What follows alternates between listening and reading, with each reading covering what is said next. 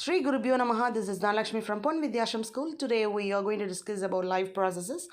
The main topic is transportation. It is a continuation of the previous topic. Last class we discussed about blood, isn't it? So blood cells, RBCs, WBCs and platelets. So today based on that we can come to a conclusion what are the important functions of blood. So blood transports the following substances. See, gases, namely oxygen, carbon dioxide is carried by blood. How? With the help of RBC cells. The nutrients from the digestive tract and storage sites to the rest of the body. So from the digestive tract, blood carries the substances to all the parts of the body. Not only the nutrients but also the waste products from kidney. Okay, so kidney actually it filters the blood, isn't it? So it removes nitrogenous waste from the blood. So blood also transport all these substances. Apart from that, hormones, especially very important hormones like endocrine hormones. So endocrine glands, they secrete hormones directly into the bloodstream. So it reaches the target very soon. Example, adrenal gland, isn't it? So it secretes adrenaline hormone in case of an emergency, or it can also be called a stress hormone, right? So the hormone has to reach the target site within a stipulated time. So blood plays a very important role in that. Apart from that, blood also maintains a body temperature. Humans possess a closed circulatory system. Here you can see the tubular structures, isn't it? So these tubular structures are nothing but blood vessels. So the blood vessels carry the thin tubes which carry the blood throughout the body. So you can see arteries, veins and capillaries. Here you can see the network of blood vessels, isn't it? They are nothing but capillaries. Now let's see one by one. Arteries. Arteries carry oxygenated blood. What do you mean by oxygenated blood? That is the blood that is rich in oxygen. The walls of the arteries are thick in nature as well as elastic.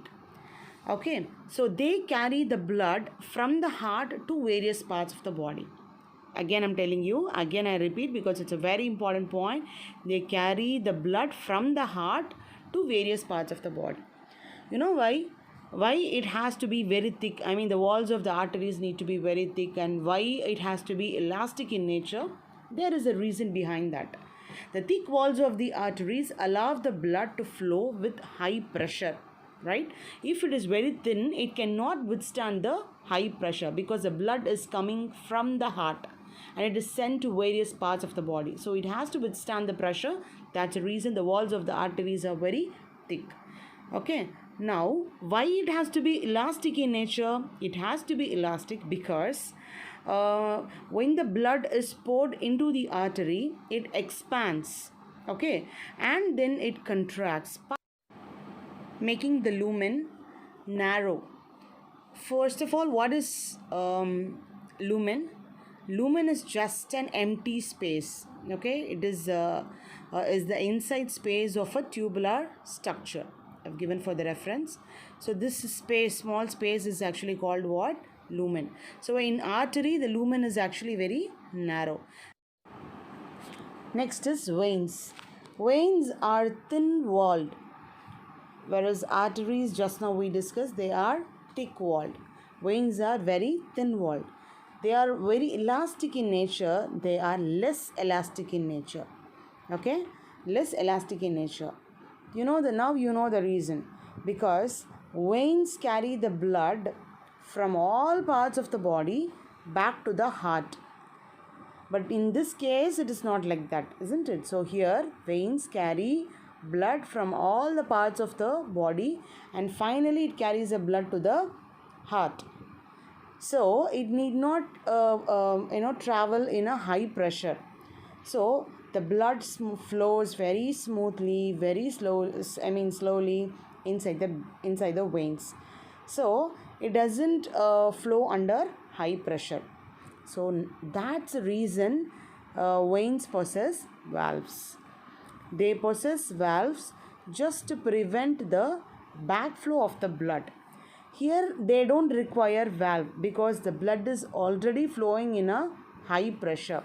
Whereas in veins, it is not like that. They are very slow, not very slow, they are slow. So sometimes there is a chance of blood coming back, reverting back. So they possess valves which do not allow the backflow of the blood. Now we are going to see capillaries. Capillaries are very, very thin wall tubes which connects the arteries and veins. Here you can see the big network, isn't it? So they connect the arteries and veins. Since the walls of the capillaries are very, very thin, various dissolved substances like food, oxygen, etc., all those small substances can easily, they can get into the blood cells. But how is it possible, you may think? Yeah, how can it enter into the blood cells? How is it possible with capillaries? Yes, see, arteries, they are the big blood vessels, isn't it? They divide to form arterioles. These arterioles further they divide to form very small blood vessels. So why arteries they have to divide into smaller and smaller blood vessels, so that the blood will come in contact with all the individual cells. So when they divide, what happens? Automatically the size of the blood vessel is actually decreasing. So finally they will come in contact with every individual cell in the body. And every individual, as you all know very well, that every individual cell in the body perform its own activities. So every cell requires nutrient, isn't it? So when they divide into smaller blood vessels, every cell in the body capture the nutrient from the blood. Now let me show you the real network of blood vessels. Here you can see the different blood vessels, arteries, and it divides to form arterioles. And here you can see, everywhere you can see the minute network. They are nothing but capillaries. Just look at the picture so you can have an imagination. Ma'am, I have a doubt, ma'am. Ma'am, is it a vein or an artery? This is a frequently asked question from the students. What is this? This is actually vein. Veins are located very close to the surface of the skin, whereas arteries are located in the deeper part. Okay, veins actually they carry deoxygenated blood. So if you see, just notice the color also. The color of the vein over here is actually greenish or bluish in color. Greenish is sometimes bluish also. So actually the exact color of the blood present inside the vein is not green or it's not blue in color. Even in the pictures, it is depicted as, red and blue. I mean, red for arteries and blue for veins. It is only to distinguish the oxygenated and deoxygenated blood, but it is not the exact color of the oxygenated and deoxygenated blood. See, within the vessels, arterial blood is brighter red because of the color of the oxyhemoglobin. The blood in the veins has lost the oxygen, so the deoxygenated blood is deeper red. So the only difference is brighter red, deeper red. Deeper red means almost like a maroon color. Okay. The next important topic is lymphatic system. Just like blood vessels, here you can see a very big network of lymphatic system, isn't it? The green color part, what you see over here is the lymphatic system. So what is lymphatic system? What does it contain? Why it is necessary for us? Yes, do you have all these questions in your mind? Let me clarify. So these lymphatic system actually it carries fluid called lymph. Okay, lymph fluid or the colorless fluid, it is a colorless fluid that circulates throughout the lymphatic system. So why it is actually colorless? Because they do not have hemoglobin. I mean, the hemoglobin is absent. See this picture. Here you can see arterioles, venule, and you can also see the capillaries, right? The green part what you see over here is actually capillaries. Okay.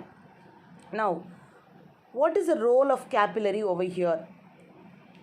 Now, what happens is through the pores of the walls of the capillaries. Here you can see the capillaries, red color. So through the pores of the capillaries, some amount of plasma, protein and blood cells, they escape into the intercellular spaces in the tissues, right? So here you can see the tissue cells at the back, isn't it? Yes, tissue cells, and you can see the space in between them, isn't it? So when the liquid escape from the capillaries, that liquid actually occupies the intercellular spaces, isn't it? So it is similar to the plasma of the blood. It is just like the plasma of the blood, but it is colorless and contain very less protein. Now what will happen to this fluid? What will happen to the fluid over here? Now these fluid, they drain into the lymphatic capillaries. So from these intercellular spaces, again it drains, it gets back into the lymphatic capillaries from the intercellular space. So they join to form lymphatic vessels. So these are lymphatic capillaries. They join just like blood vessel. Okay, they all join to form lymphatic vessels, and finally they open into a larger veins.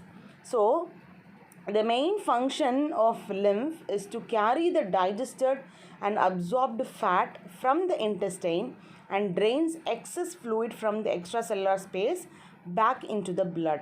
So when there is any excess fluid, when it is filled over here, it is it is collected by this network of lymph capillaries, and then it is drained back into the venule. So the ultimate function of lymph is to protect the body by killing the germs. How is it possible? Because lymph is just the plasma, right? So they are colorless plasma and they are rich in antibodies.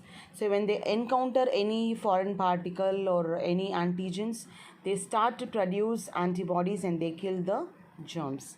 Then even the excess fluid that is present in between the cells of the tissue, it is again drained back into the blood vessel with the help of lymph. With this, let me sign out and see you all in the next video. Thank you so much.